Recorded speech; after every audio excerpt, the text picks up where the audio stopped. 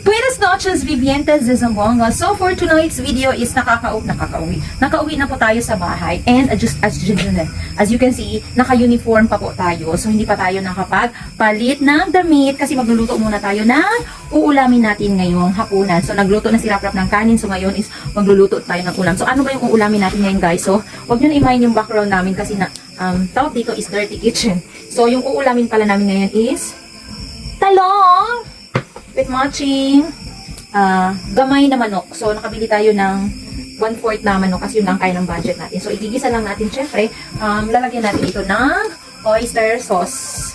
Sarsaya. So, masarap siya, guys. So, ngayon is pinapainit natin yung kawali, guys.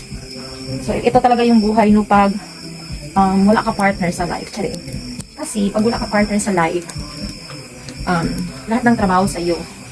So, katulad ngayon, di ba? Ako pa magluluto. Kasi si Raprap, nagluto siya ng pritong baka. So, palagi na lang ulam yung pritong baka. Kasi hindi niya alam kung paano yung lutuin. Kasi syempre, yung kapatid ko, late na magkuha. So, yan, gabi na tayo nakauwi. So, ngayon, igigisa lang natin ito, guys. So, lagyan lang natin ng konting ano lang muna natin yung apoy. So, yun, guys, igigisa lang natin ito. So, yun. So, lagyan na muna natin yung wait lang. Hindi pa talaga mainit ang mantika. Dito, dati kayo. Hindi pa talaga mainit yung mantika, guys. Pero pwede na. Ayan. Color violet. Wala. Color violet ang pwede. Gisa lang muna natin. Wait lang. Color violet man sa pwede. Hindi ba? Kasi saka lang ito sa 5 million. Kasi tapos niya yun.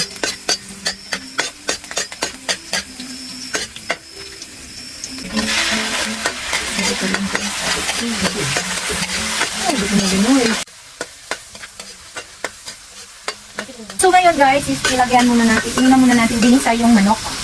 Yan, o yung manok, yung videographer ko. Yan, aray. Yan. So yun na muna natin ito. Tapos ngayon is, ano na siya, lalagyan na natin yung talongkeng. So actually, ngayon na lang din tayo nagluto ng gulay. Ayan. Ayan.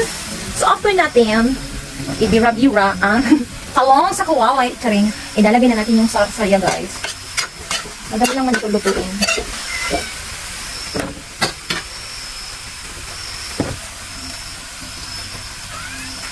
Yan.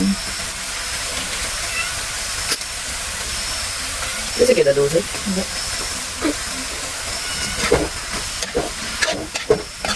Yan. Ayan. So, ayan guys.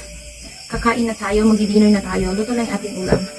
And syempre, yung kanin is dapat konti lang. Paggabi, dapat konti lang kakainin natin na kanin. And eto, mayroon tayo dito saging. Fresh from the farm. Pero hinog na siya, guys. Lakatan. So, mas mainam kainin ang lakatan na saging. So, thank you, Lord.